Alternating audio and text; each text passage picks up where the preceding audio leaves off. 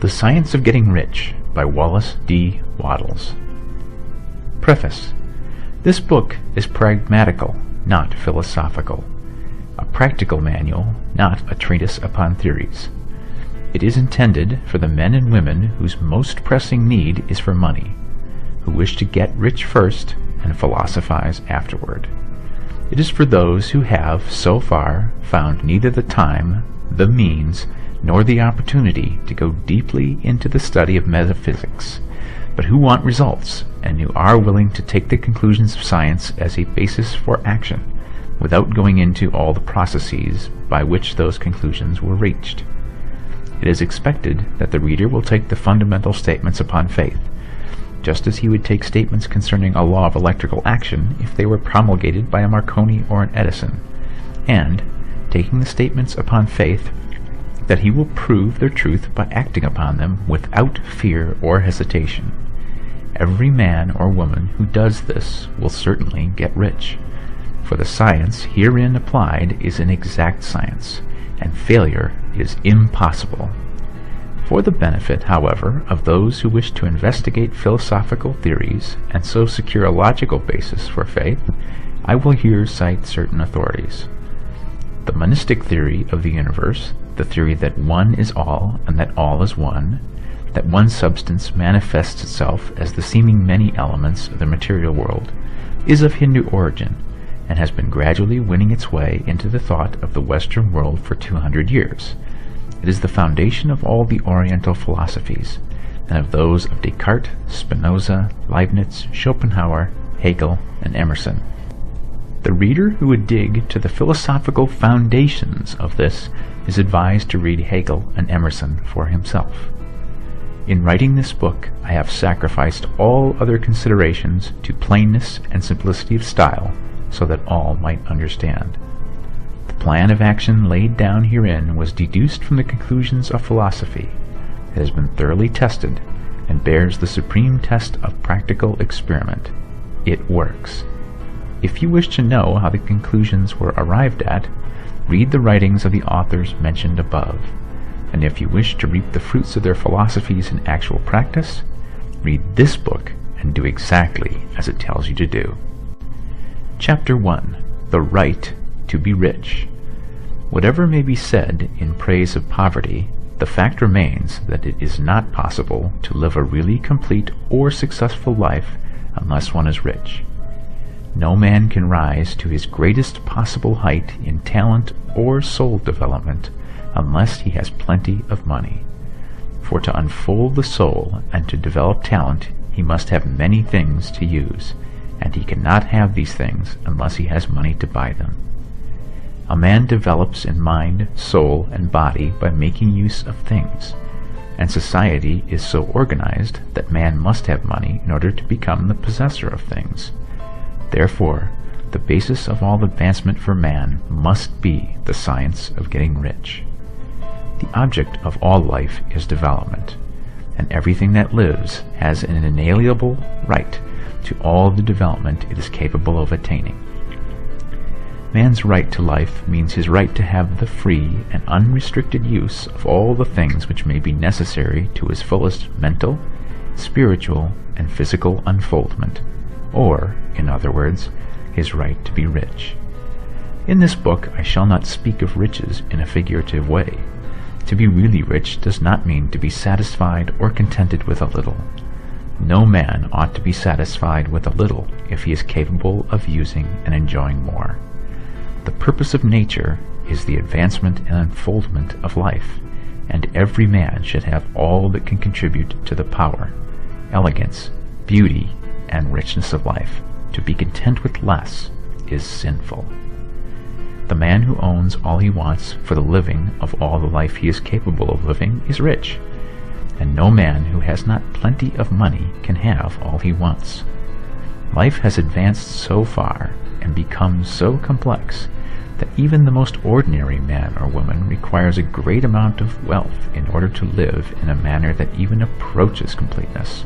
Every person naturally wants to become all that they are capable of becoming. This desire to realize innate possibilities is inherent in human nature, we cannot help wanting to be all that we can be. Success in life is becoming what you want to be. You can become what you want to be only by making use of things, and you can only have the free use of things only as you become rich enough to buy them. To understand the science of getting rich is therefore the most essential of all knowledge. There is nothing wrong in wanting to get rich. The desire for riches is really the desire for a richer, fuller, and more abundant life. And that desire is praiseworthy.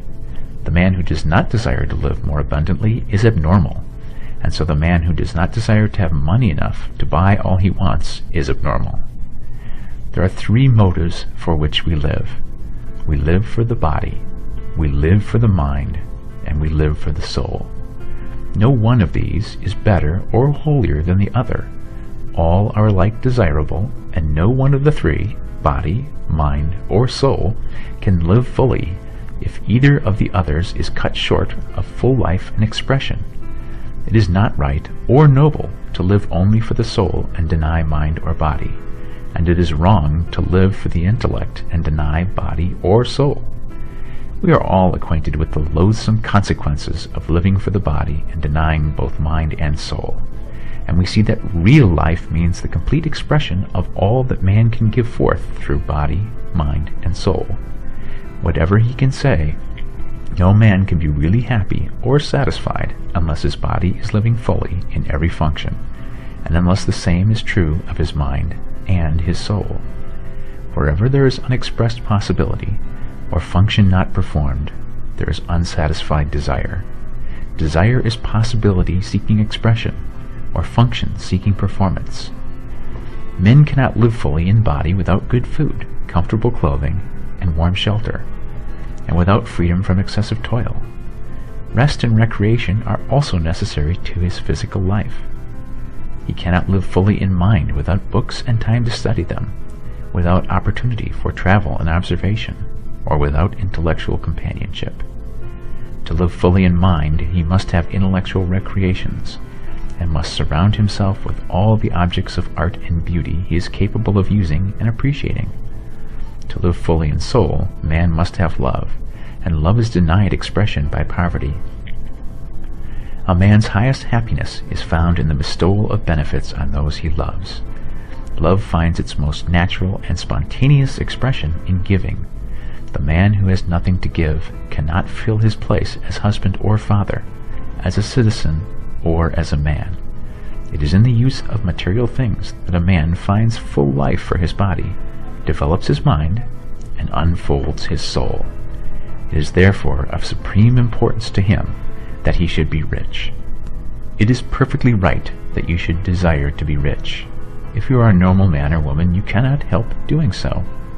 It is perfectly right that you should give your best attention to the science of getting rich, for it is the noblest and most necessary of all studies. If you neglect this study, you are derelict in your duty to yourself, to God, and humanity, for you can render to God and humanity no greater service than to make the most of yourself. Chapter 2. There is a science of getting rich. There is a science of getting rich, and it is an exact science, like algebra or arithmetic. There are certain laws which govern the process of acquiring riches. Once these laws are learned and obeyed by any man, he will get rich with mathematical certainty. The ownership of money and property comes as a result of doing things in a certain way. Those who do things in this certain way, whether on purpose or accidentally, get rich, while those who do not do things in this certain way, no matter how hard they work or how able they are, remain poor. It is a natural law that like causes always produce like effects, and therefore any man or woman who learns to do things in this certain way will infallibly get rich. That the above statement is true is shown by the following facts. Getting rich is not a matter of environment, for, if it were, all the people in a certain neighborhood would become wealthy. The people of one city would all be rich, while those in other towns would all be poor. or the inhabitants of one state would roll in wealth, while those of an adjoining state would be in poverty. But everywhere we see rich and poor living side by side, in the same environment, and often engaged in the same vocations. When two men are in the same locality and in the same business, and one gets rich while the other remains poor, it shows that getting rich is not, primarily, a matter of environment. Some environments may be more favorable than others, but when two men in the same business are in the same neighborhood, and one gets rich while the other fails, it indicates that getting rich is the result of doing things in a certain way. And further, the ability to do things in this certain way is not due solely to the possession of talent, for many people who have great talent remain poor, while others who have very little talent get rich. Studying the people who have got rich, we find that they are an average lot in all respects, having no greater talents and abilities than other men. It is evident that they do not get rich because they possess talents and abilities that other men have not, but because they happen to do things in a certain way. Getting rich is not the result of saving or thrift. Many very penurious people are poor, while free spenders often get rich. Nor is getting rich due to doing things which others fail to do, for two men in the same business often do almost exactly the same things, and one gets rich while the other remains poor or becomes bankrupt. From all these things, we must come to the conclusion that getting rich is the result of doing things in a certain way. If getting rich is the result of doing things in a certain way, and if like causes always produce like effects, then any man or woman who can do things in that way can become rich, and the whole matter is brought within the domain of exact science.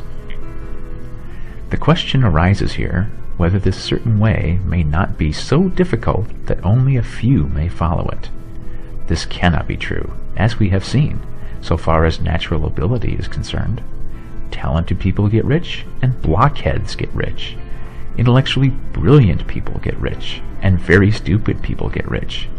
Physically strong people get rich, and weak and sickly people get rich. Some degree of ability to think and understand is, of course, essential. But insofar natural ability is concerned, any man or woman who has sense enough to read and understand these words can certainly get rich. Also, we have seen that it is not a matter of environment. Location counts for something. One would not go to the heart of the Sahara and expect to do successful business. Getting rich involves the necessity of dealing with men, and of being where there are people to deal with. And if these people are inclined to deal in the way you want to deal, so much the better. But that is about as far as environment goes. If anybody else in your town can get rich, so can you. And if anybody else in your state can get rich, so can you. Again, it is not a matter of choosing some particular business or profession. People get rich in every business and in every profession, while their next-door neighbors in the same vocation remain in poverty. It is true that you will do best in a business which you like, and which is congenial to you. And if you have certain talents which are well developed, you will do best in a business which calls for the exercise of those talents. Also, you will do best in a business which is suited to your locality. An ice cream parlor would do better in a warm climate than in Greenland, and a salmon fishery will succeed better in the Northwest than in Florida, where there are no salmon. But aside from these general limitations, getting rich is not dependent upon your engaging in some particular business, but upon your learning to do things in a certain way. If you are now in business, and anybody else in your locality is getting rich in the same business, while you are not getting rich, it is because you are not doing things in the same way that the other person is doing them. No one is prevented from getting rich by lack of capital. True, as you get capital, the increase becomes more easy and rapid, but one who has capital is already rich, and does not need to consider how to become so. No matter how poor you may be, if you begin to do things in a certain way, you will begin to get rich, and you will begin to have capital. The getting of capital is a part of the process of getting rich, and it is a part of the result which invariably follows the doing of things in a certain way.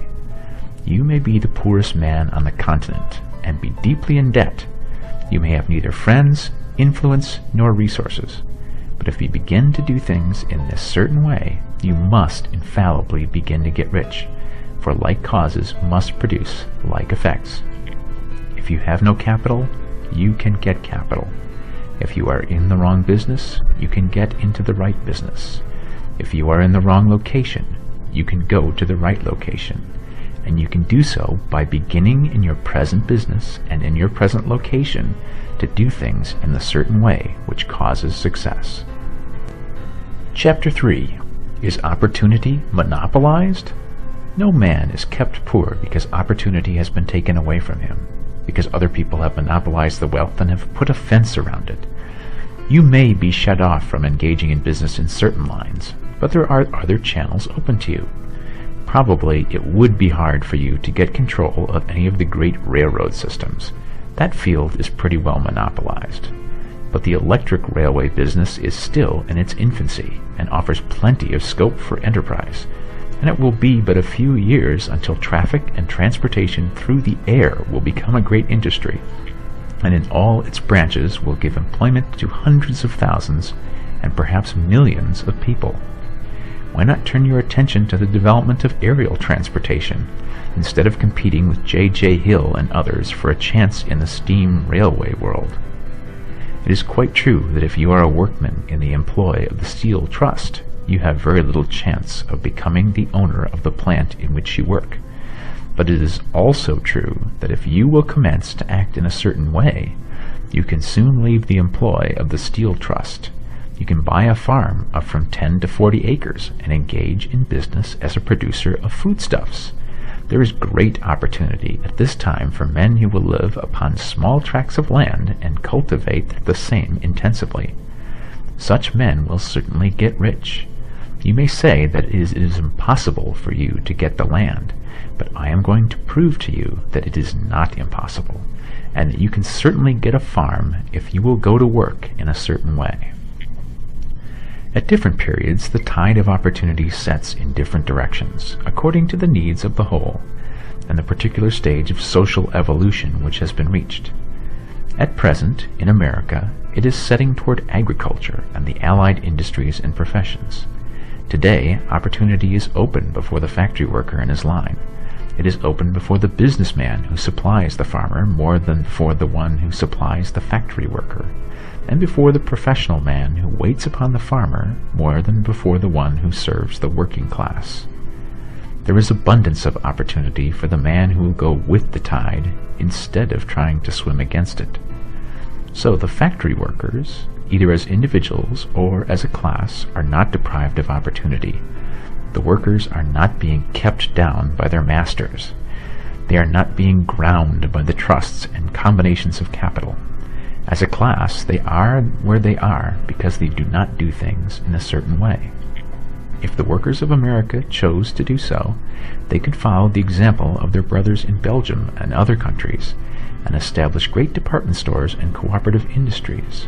They could elect men of their own class to office and pass laws favoring the development of such cooperative industries, and in a few years they could take peaceable possession of the industrial field.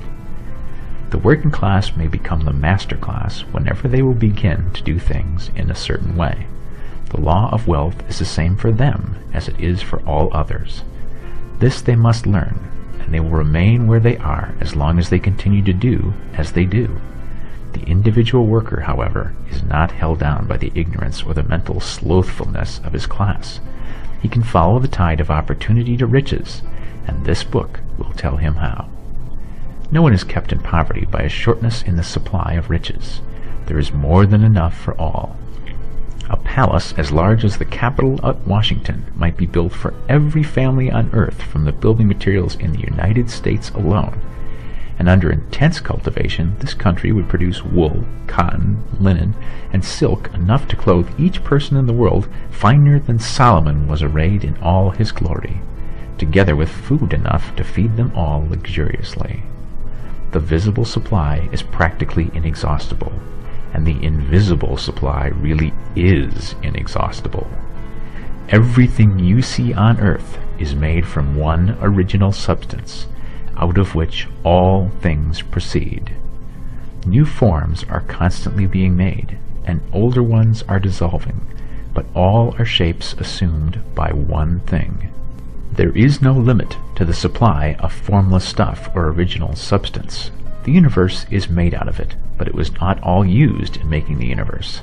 The spaces in, through, and between the forms of the visible universe are permeated and filled with the original substance, with the formless stuff, with the raw material of all things.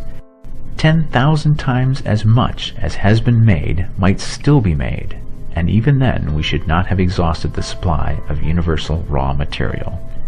No man, therefore, is poor because nature is poor, or because there is not enough to go around. Nature is an inexhaustible storehouse of riches. The supply will never run short. Original substance is alive with creative energy and is constantly producing more forms. When the supply of building material is exhausted, more will be produced. When the soil is exhausted so that foodstuffs and materials for clothing will no longer grow upon it, it will be renewed, or more soil will be made. When all the gold and silver has been dug from the earth, if man is still in such a stage of social development that he needs gold and silver, more will be produced from the formless. The formless stuff responds to the needs of man. It will not let him be without any good thing. This is true of man collectively. The race as a whole is always abundantly rich, and if individuals are poor, it is because they do not follow the certain way of doing things which makes the individual man rich. The formless stuff is intelligent. It is stuff which thinks. It is alive and is always impelled toward more life. It is the natural and inherent impulse of life to seek to live more. It is the nature of intelligence to enlarge itself, and of consciousness to seek to extend its boundaries and find fuller expression. The universe of forms has been made by formless living substance, throwing itself into form in order to express itself more fully. The universe is a great living presence, always moving inherently toward more life and fuller functioning. Nature is formed for the advancement of life. Its impelling motive is the increase of life. For this cause, everything which can possibly minister to life is bountifully provided. There can be no lack unless God is to contradict himself and nullify his own works. You are not kept poor by lack in the supply of riches.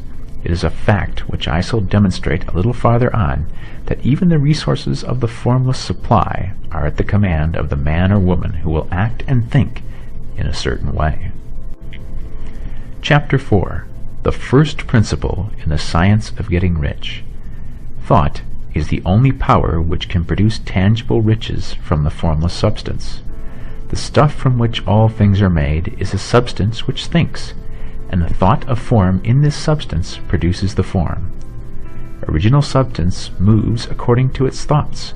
Every form and process you see in nature is the visible expression of a thought in original substance. As the formless stuff thinks of a form, it takes that form. As it thinks of a motion, it makes that motion. That is the way all things were created. We live in a thought world, which is part of a thought universe. The thought of a moving universe extended throughout formless substance, and the thinking stuff moving according to that thought took the form of systems of planets and maintains that form. Thinking substance takes the form of its thought and moves according to the thought. Holding the idea of a circling system of suns and worlds, it takes the form of those bodies and moves them as it thinks. Thinking the form of a slow-growing oak tree, it moves accordingly and produces the tree, though centuries may be required to do the work. In creating, the formless seems to move according to the lines of motions it has established. The thought of an oak tree does not cause the instant formation of a full-grown tree, but it does start in motion the forces which will produce the tree along established lines of growth. Every thought of form, held in thinking substance, causes the creation of the form, but always, or at least generally, along lines of growth and action already established. The thought of a house of a certain construction, if it were impressed upon formless substance, might not cause the instant formation of the house. but it would cause the turning of creative energies already working in trade and commerce into such channels as to result in the speedy building of the house. And if there were no existing channels through which the creative energy could work, then the house would be formed directly from primal substance, without waiting for the slow processes of the organic and inorganic world. No thought of form can be impressed upon original substance without causing the creation of the form. Man is a thinking center and can originate thought. All the forms that man fashions with his hands must first exist in his thoughts. He cannot shape a thing until he has thought that thing. And so far, man has confined his efforts wholly to the work of his hands. He has applied manual labor to the world of forms, seeking to change or modify those already existing. He has never thought of trying to cause the creation of new forms by impressing his thoughts upon formless substance. When man has a thought form, he takes material from the forms of nature and makes an image of the form which is in his mind. He has, so far, made little or no effort to cooperate with formless intelligence, to work, quote, with the Father, end quote. He has not dreamed that he can, quote, do what he seeth the Father doing, end quote. Man reshapes and modifies existing forms by manual labor. He has given no attention to the question whether he may not produce things from formless substance by communicating his thoughts to it. We propose to prove that he may do so, to prove that any man or woman may do so, and to show how. As our first step, we must lay down 3 fundamental propositions. First, we assert that there is one original formless stuff or substance from which all things are made. All the seemingly many elements are but different presentations of one element. All the many forms found in organic and inorganic nature are but different shapes made from the same stuff.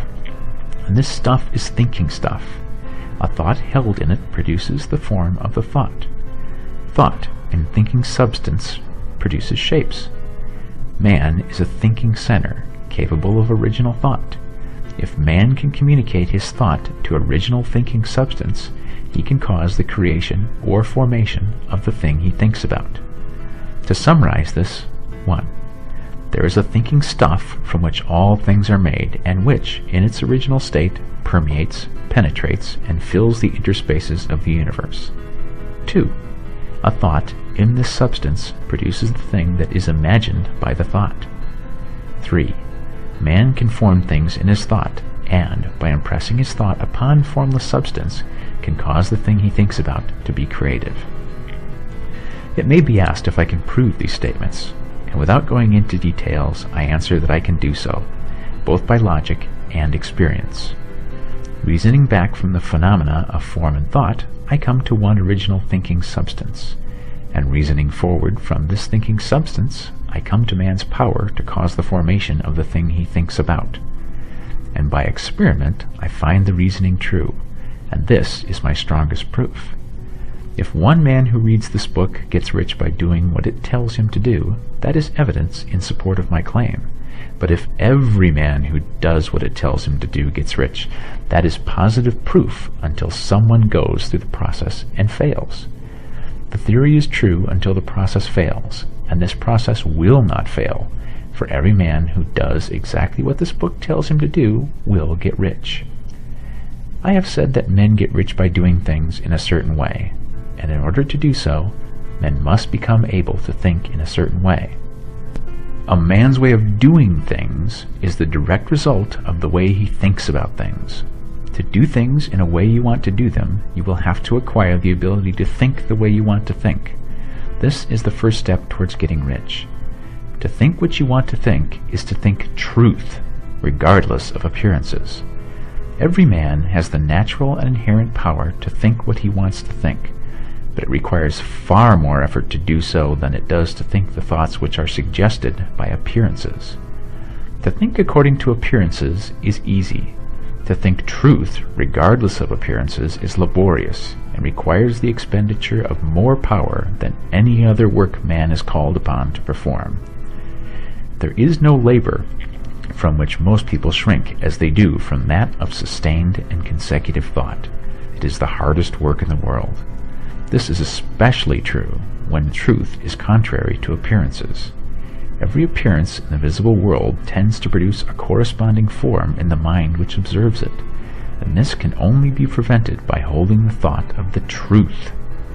To look upon the appearance of disease will produce the form of disease in your own mind, and ultimately in your body, unless you hold the thought of the truth, which is that there is no disease.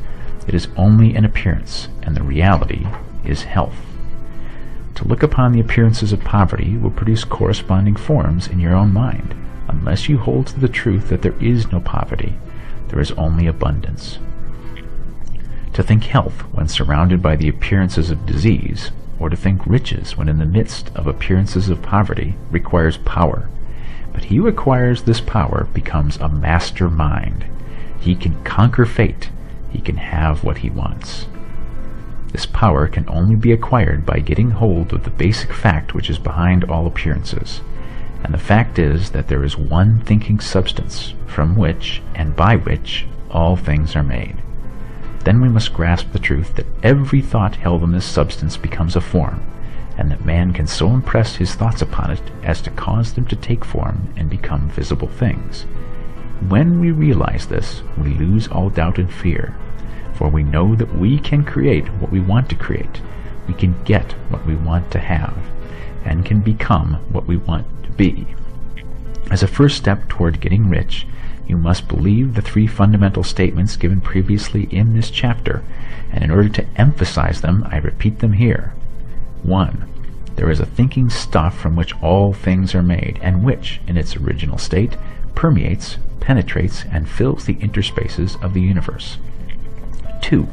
A thought in this substance produces the thing that is imaged by the thought. 3. Man can form things in his thought and, by impressing his thought upon formless substance, can cause the thing he thinks about to be created.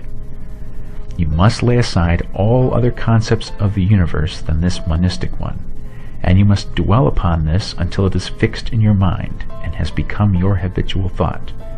Read these creed statements over and over again, fix every word upon your memory, and meditate upon them until you firmly believe what they say.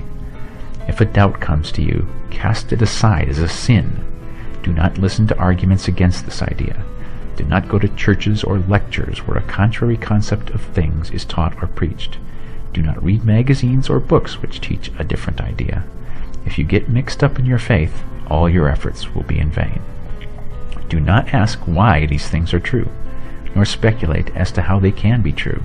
Simply take them on trust. The science of getting rich begins with the absolute acceptance of this faith. Chapter 5. Increasing Life. You must get rid of the last vestige of the old idea that there is a deity whose will it is that you should be poor, or whose purposes may be served by keeping you in poverty. The intelligent substance which is all, and in all, and which lives in all, and lives in you, is a consciously living substance.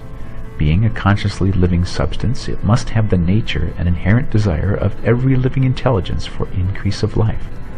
Every living thing must continually seek for the enlargement of its life, because life, in the mere act of living, must increase itself.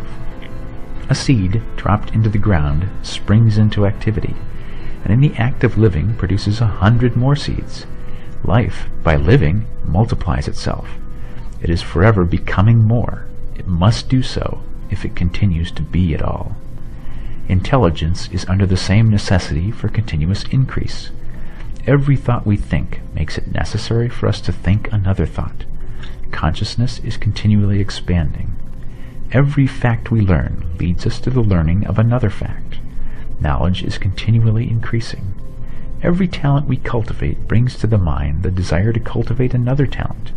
We are subject to the urge of life, seeking expression, which ever drives us on to know more, to do more, and to be more.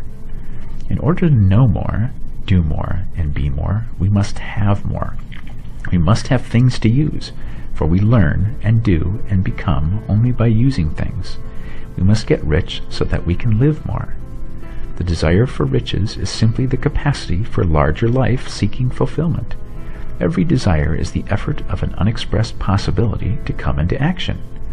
It is power seeking to manifest which causes desire. That which makes you want more money is the same as that which makes the plant grow. It is life seeking fuller expression. The one living substance must be subject to this inherent law of all life. It is permeated with the desire to live more. That is why it is under the necessity of creating things. The one substance desires to live more in you. Hence it wants you to have all the things you can use. It is the desire of God that you should get rich. He wants you to get rich because he can express himself better through you if you have plenty of things to use in giving him expression. He can live more in you if you have unlimited command of the means of life. The universe desires you to have everything you want to have. Nature is friendly to your plans. Everything is naturally for you. Make up your mind that this is true.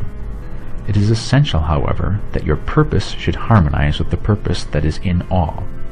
You must want real life, not mere pleasure of sensual gratification. Life is the performance of function, and the individual really lives only when he performs every function, physical, mental, and spiritual, of which he is capable without excess in any. You do not want to get rich in order to live swinishly for the gratification of animal desires. That is not life. But the performance of every physical function is a part of life, and no one lives completely who denies the impulses of the body a normal and healthful expression. You do not want to get rich solely to enjoy mental pleasures, to get knowledge, to gratify ambition, to outshine others, to be famous. All of these are a legitimate part of life, but the man who lives for the pleasures of the intellect alone will only have a partial life, and he will never be satisfied with his lot. You do not want to get rich solely for the good of others, to lose yourself for the salvation of mankind, to experience the joys of philanthropy and sacrifice. The joys of the soul are only a part of life, and they are no better or nobler than any other part. You want to get rich in order that you may eat, drink, and be merry when it is time to do these things, in order that you may surround yourself with beautiful things, see distant lands, feed your mind, and develop your intellect, in order that you may love men and do kind things, and be able to play a good part in helping the world to find truth. But remember that extreme altruism is no better and no nobler than extreme selfishness. Both are mistakes. Get rid of the idea that God wants you to sacrifice yourself to others, and that you can secure his favor by doing so. God requires nothing of the kind. What he wants is that you should make the most of yourself, for yourself, and for others. And you can help others more by making the most of yourself than in any other way. You can make the most of yourself only by getting rich, so it is right and praiseworthy that you should give your first and best thought to the work of acquiring wealth.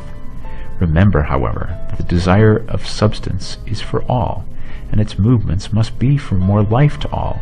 It cannot be made to work for less life to any, because it is equally in all, seeking riches and life. Intelligent substance will make things for you, but it will not take things away from someone else and give them to you. You must get rid of the thought of competition. You are to create, not to compete for what is already created. You do not have to take anything away from anyone. You do not have to drive sharp bargains. You do not have to cheat or to take advantage. You do not need to let any man work for you for less than he earns. You do not have to covet the property of others or to look at it with wishful eyes. No man has anything of which you cannot have the like, and that without taking what he has away from him. You are to become a creator, not a competitor. You are going to get what you want, but in such a way that when you get it, every other man will have more than he has now. I am aware that there are men who get a vast amount of money by proceeding in direct opposition to the statements in the paragraph above, and may add a word of explanation here. Men of the plutocratic type who become very rich do so sometimes purely by their extraordinary ability on the plane of competition, and sometimes they unconsciously relate themselves to substance in its great purposes and movements for the general racial upbuilding through industrial evolution. Rockefeller, Carnegie, Morgan, and the rest have been the unconscious agents of the supreme in the necessary work of systematizing and organizing productive industry, and in the end, their work will contribute immensely toward increased life for all. Their day is nearly over. They have organized production, and will soon be succeeded by the agents of the multitude who will organize the machinery of distribution. The multimillionaires are like the monster reptiles of the prehistoric eras. They play a necessary part in the evolutionary process, but the same power which produced them will dispose of them, and it is well to bear in mind that they have never been really rich. A record of the private lives of most of this class will show that they have been really the most abject and wretched of the poor. Riches secured on the competitive plane are never satisfactory and permanent. They are yours today, and another's tomorrow. Remember, if you are to become rich in a scientific and certain way, you must rise entirely out of the competitive thought. You must never think for a moment that the supply is limited. Just as soon as you begin to think that all the money is being cornered and controlled by bankers and others, and that you must exert yourself to get laws passed to stop this process and so on, in that moment you drop into the competitive mind, and your power to cause creation is gone for the time being. And what is worse, you will probably arrest the creative movements you have already instituted. Know that there are countless millions of dollars worth of gold in the mountains of the earth not yet brought to light, and know that if it were not, more would be created from thinking substance to supply your needs. Know that the money you need will come, even if it is necessary for 1,000 men to be led to the discovery of new gold mines tomorrow. Never look at the visible. Look always at the limitless riches in formless substance, and know that they are coming to you as fast as you can receive and use them. Nobody, by cornering the visible supply, can prevent you from getting what is yours. So never allow yourself to think for an instant that all the best building spots will be taken before you get ready to build your house, unless you hurry. Never worry about the trusts and combines and get anxious for fear they will soon come to own the whole earth. Never get afraid that you will lose what you want because some other person beats you to it. That cannot possibly happen. You are not seeking anything that is possessed by anybody else. You are causing what you want to be created from formless substance, and the supply is without limits. Stick to the formulated statement. 1. There is a thinking stuff from which all things are made, and which, in its original state, permeates, penetrates, and fills the interspaces of the universe. 2. A thought in this substance produces the thing that is imaged by the thought. 3. Man can form things in his thought, and, by impressing his thought upon formless substance, can cause the thing he thinks about to be created. Chapter 6. How Riches Come to You. When I say that you do not have to drive sharp bargains, I do not mean that you do not have to drive any bargains at all, or that you are above the necessity for having any dealings with your fellow men. I mean that you will not need to deal with them unfairly. You do not have to get something for nothing, but can give to every man more than you take from him.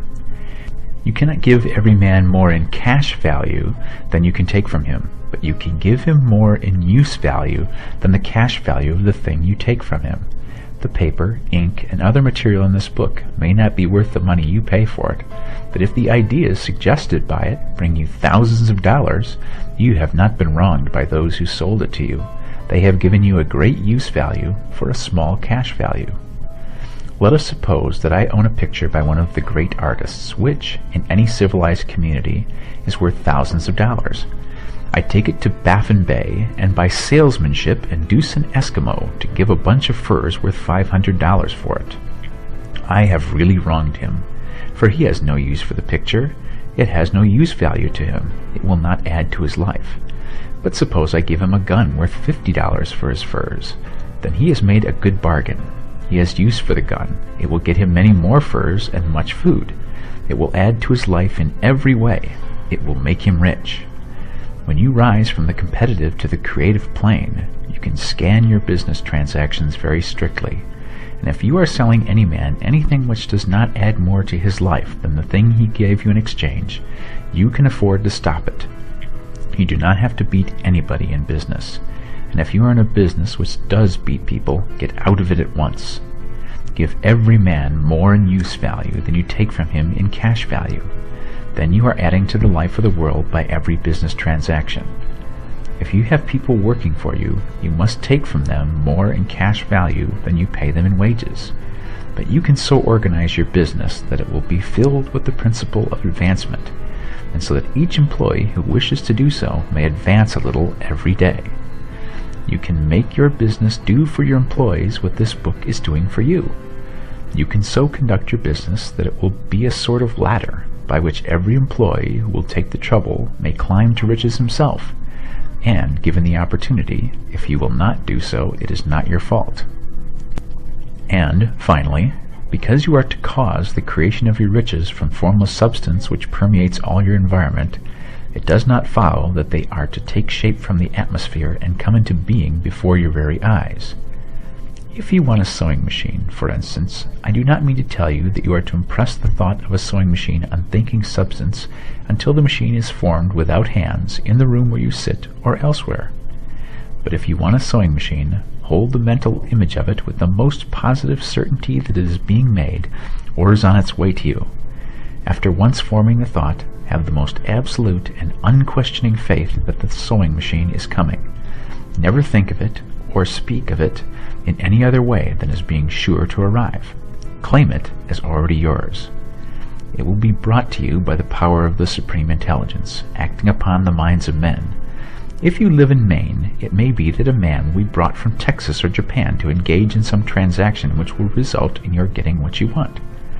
If so, the whole matter will be as much to that man's advantage as it is to yours. Do not forget for a moment that the thinking substance is through all, in all, communicating with all, and can influence all. The desire of thinking substance for fuller life and better living has caused the creation of all the sewing machines already made, and it can cause the creation of millions more, and will, whenever men set in motion by desire and faith, and by acting in a certain way. You can certainly have a sewing machine in your house, and it is just as certain that you can have any other thing or things which you want, and which you will use for the advancement of your own life and the lives of others. You need not hesitate about asking largely. Quote, "It is your Father's pleasure to give you the kingdom," end quote, said Jesus. Original substance wants to live all that is possible in you, and wants you to have all that you can or will use for the living of the most abundant life. If you fix upon your consciousness the fact that the desire you feel for the possession of riches is one with the desire of omnipotence for more complete expression, your faith becomes invincible. Once I saw a little boy sitting at a piano and vainly trying to bring harmony out of the keys, and I saw that he was grieved and provoked by his inability to play real music. I asked him the cause of his vexation, and he answered, "I can feel the music in me, but I can't make my hands go right."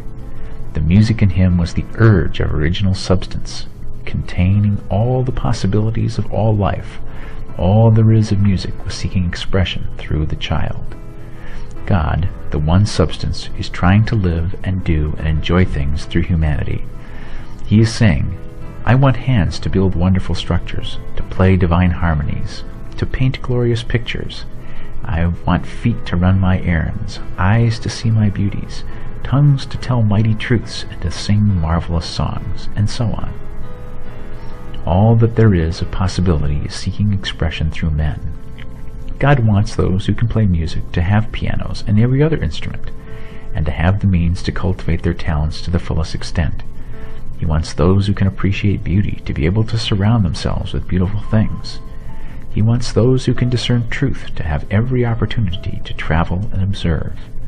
He wants those who can appreciate dress to be beautifully clothed, and those who can appreciate good food to be luxuriously fed. He wants all these things because it is himself that enjoys and appreciates them. It is God who wants to play and sing and enjoy beauty and proclaim truth and wear fine clothes and eat good foods. It is God that worketh in you to will and to do, said Paul.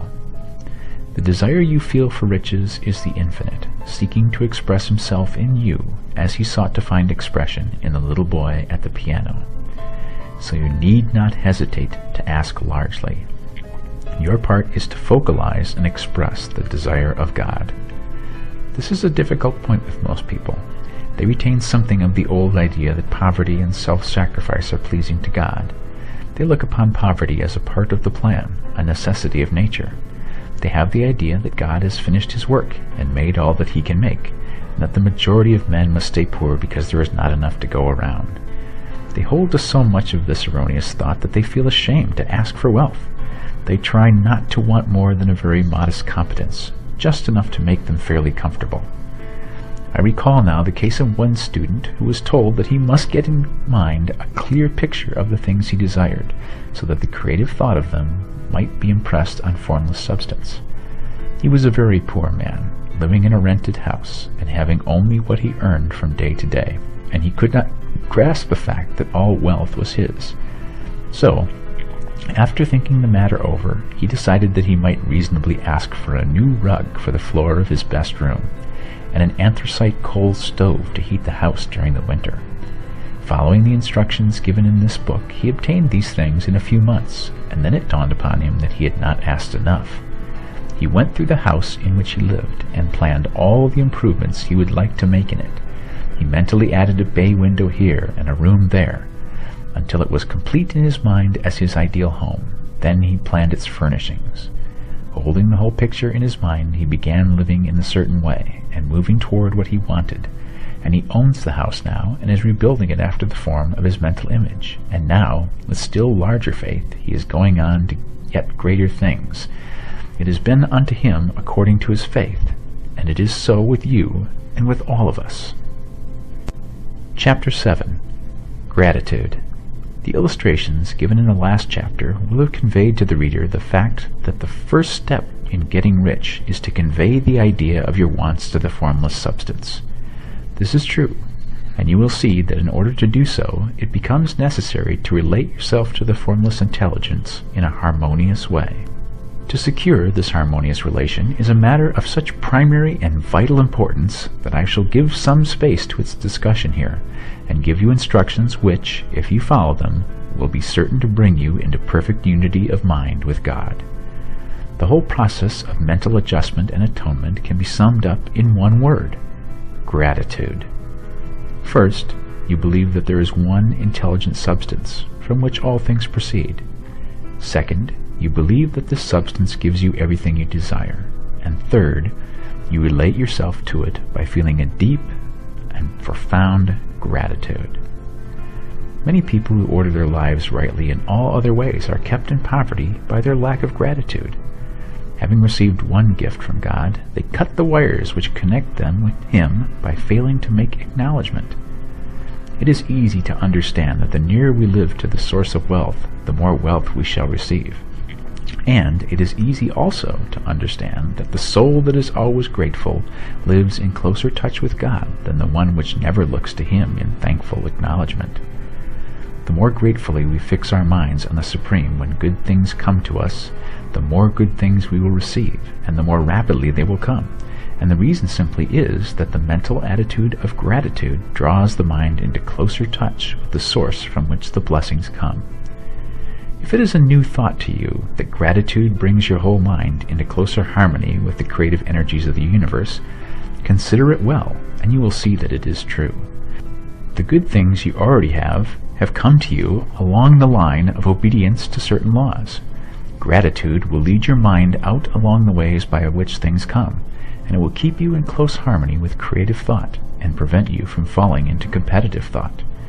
Gratitude alone can keep you looking toward the all, and prevent you from falling into the error of thinking of the supply as limited, and to do that would be fatal to your hopes.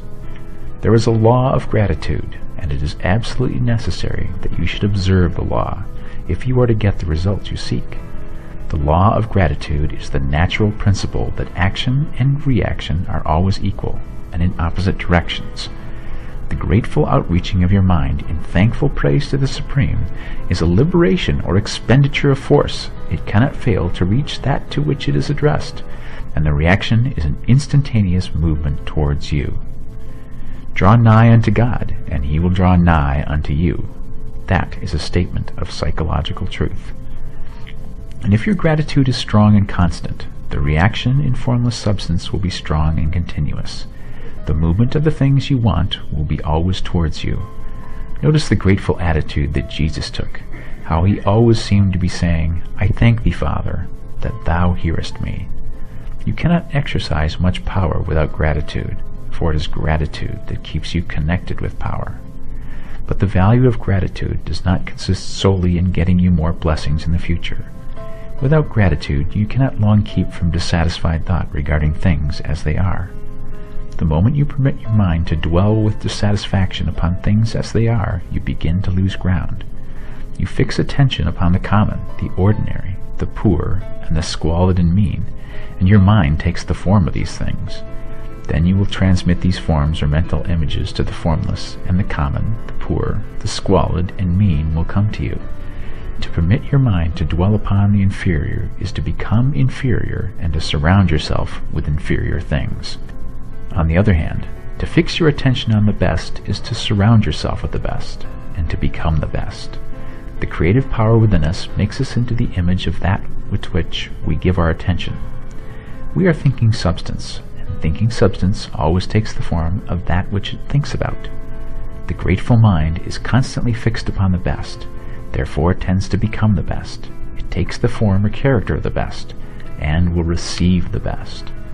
Also, faith is born of gratitude. The grateful mind continually expects good things, and expectation becomes faith. The reaction of gratitude upon one's own mind produces faith, and every outgoing wave of grateful thanksgiving increases faith. He who has no feeling of gratitude cannot long retain a living faith, and without a living faith you cannot get rich by the creative method, as we shall see in the following chapters. It is necessary, then, to cultivate the habit of being grateful for every good thing that comes to you, and to give thanks continuously. And because all things have contributed to your advancement, you should include all things in your gratitude. Do not waste time thinking or talking about the shortcomings or wrong actions of plutocrats or trust magnates. Their organization of the world has made your opportunity. All you get really comes to you because of them. Do not rage against corrupt politicians. If it were not for politicians, we should fall into anarchy, and your opportunity would be greatly lessened. God has worked a long time, and very patiently, to bring us up to where we are in industry and government, and he is going right on with his work. There is not the least doubt that he will do away with plutocrats, trust magnates, captains of industry, and politicians as soon as they can be spared. But in the meantime, behold, they are all very good. Remember that they are all helping to arrange the lines of transmission along which your riches will come to you, and be grateful to them. This will bring you into harmonious relations with the good in everything, and the good in everything will move towards you. Chapter 8. Thinking in the Certain Way. Turn back to Chapter 6 and read again the story of the man who formed a mental image of his house, and you will get a fair idea of the initial step toward getting rich. You must form a clear and definite mental picture of what you want. You cannot transmit an idea unless you have it yourself. You must have it before you can give it, and many people fail to impress thinking substance because they themselves have only a vague and misty concept of the things they want to do, to have, or to become. It is not enough that you should have a general desire for wealth, quote, to do good with, end quote. Everybody has that desire. It is not enough that you should have a wish to travel, see things, live more. Everybody has those desires too. If you're going to send a wireless message to a friend, you would not send the letters of the alphabet in their order and let him construct the message for himself. Nor would you take words at random from the dictionary. You would send a coherent sentence, one which meant something. When you try to impress your wants upon substance, remember that it must be done by a coherent statement. You must know what you want and be definite. You can never get rich or start the creative power into action by sending out unformed longings and vague desires. Go over your desires just as the man I have described went over his house. See just what you want and get a clear mental picture of it as you wish it to look when you get it. That clear mental picture you must have continually in mind, as the sailor has in mind the port towards which he is sailing the ship. You must keep your face toward it at all time. You must no more lose sight of it than the steersman loses sight of the compass. It is not necessary to take exercises in concentration, nor to set apart special times for prayer and affirmation. nor to go into the silence, nor to do occult stunts of any kind. Their things are well enough, but all you need is to know what you want, and to want it badly enough so that it will stay in your thoughts. Spend as much of your leisure time as you can in contemplating your picture, but no one needs to take exercises to concentrate his mind on a thing which he really wants. It is the things you do not really care about which require effort to fix your attention upon them. And unless you really want to get rich, so that the desire is strong enough to hold your thoughts directed to the purpose as the magnetic pole holds the needle of the compass, it will hardly be worthwhile for you to try to carry out the instructions given in this book. The methods herein set forth are for people whose desire for riches is strong enough to overcome mental laziness and the love of ease and make them work. The more clear and definite you make your picture then, and the more you dwell upon it, bringing out all its delightful details, the stronger your desire will be. And the stronger your desire, the easier it will be to hold your mind fixed upon the picture of what you want. Something more is necessary, however, than merely to see the picture clearly. If that is all you do, you are only a dreamer, and will have little or no power for accomplishment. Behind your clear vision must be the purpose to realize it, to bring it out into tangible expression. And behind this purpose must be an invincible and unwavering faith that the thing is already yours, that it is at hand and you have only to take possession of it. Live in the new house mentally, until it takes form around you physically. In the mental realm, enter at once into full enjoyment of the things you want. Whatsoever things ye ask for when ye pray, believe that ye receive them, and ye shall have them, said Jesus. See the things you want as if they were actually around you all the time. See yourself as owning and using them. Make use of them in imagination just as you will use them when they are your tangible possessions. Dwell upon your mental picture until it is clear and distinct, and then take the mental attitude of ownership towards everything in that picture. Take possession of it in mind, in the full faith that it is actually yours. Hold to this mental ownership. Do not waver for an instant in the faith that it is real. And remember what was said in a preceding chapter about gratitude. Be as thankful for it all the time as you expect to be when it has taken form. The man who can sincerely thank God for the things which as yet he owns only in imagination has real faith. He will get rich. He will cause the creation of whatsoever he wants. You do not need to pray repeatedly for things you want. It is not necessary to tell God about it every day. Use not vain repetitions, as the heathen do, said Jesus to his pupils, for your Father knoweth that ye have needs of these things before ye ask him. Your part is to intelligently formulate your desire for the things which make for a larger life, and to get these desires arranged in a coherent whole, and then to impress this whole desire upon the formless substance which has the power and the will to bring you what you want. You do not make this impression by repeating strings of words. You make it by holding the vision with unshakable purpose to attain it, and with steadfast faith that you do attain it. The answer to prayer is not according to your faith while you are talking, but according to your faith while you are working. You cannot impress the mind of God by having a special Sabbath day set apart to tell him what you want, and forgetting him during the rest of the week. You cannot impress him by having special hours to go into your closet and pray, if you then dismiss the matter from your mind until the hour of prayer comes again. Oral prayer is well enough, and has its effect, especially upon you, in clarifying your vision and strengthening your faith. But it is not your oral petitions which get you what you want. In order to get rich, you do not need a sweet hour of prayer. You need to pray without ceasing. And by prayer I mean holding steadily to your vision, with the purpose to cause its creation into solid form, and the faith that you are doing so. Believe that you receive them. The whole matter turns on receiving. Once you have clearly formed your vision, when you have formed it, it is well to make an oral statement, addressing the Supreme in reverent prayer. And from that moment you must, in mind, receive what you ask for. Live in the new house. Wear the fine clothes. Ride in the automobile. Go on the journey, and confidently plan for greater journeys. Think and speak of all the things you have asked for in terms of actual present ownership. Imagine an environment and a financial condition exactly as you want them, and live all the time in that imaginary environment and financial condition. Mind, however, that you do not do this as a mere dreamer and castle builder. Hold to the faith that the imaginary is being realized, and to the purpose to realize it. Remember that it is faith and purpose in the use of the imagination which make the difference between the scientist and the dreamer. And having learned this fact, it is here that you must learn the proper use of the will. Chapter 9. How to use the will. To set about getting rich in a scientific way, you do not try to apply your will power to anything outside of yourself. You have no right to do so, anyway. It is wrong to apply your will to other men and women in order to get them to do what you wish done. It is as flagrantly wrong to coerce people by mental power as it is to coerce them by physical power. If compelling people by physical force to do things for you reduces them to slavery, compelling them by mental means accomplishes exactly the same thing. The only difference is in methods. If taking things from people by physical force is robbery, then taking things by mental force is robbery too. There is no difference in principle.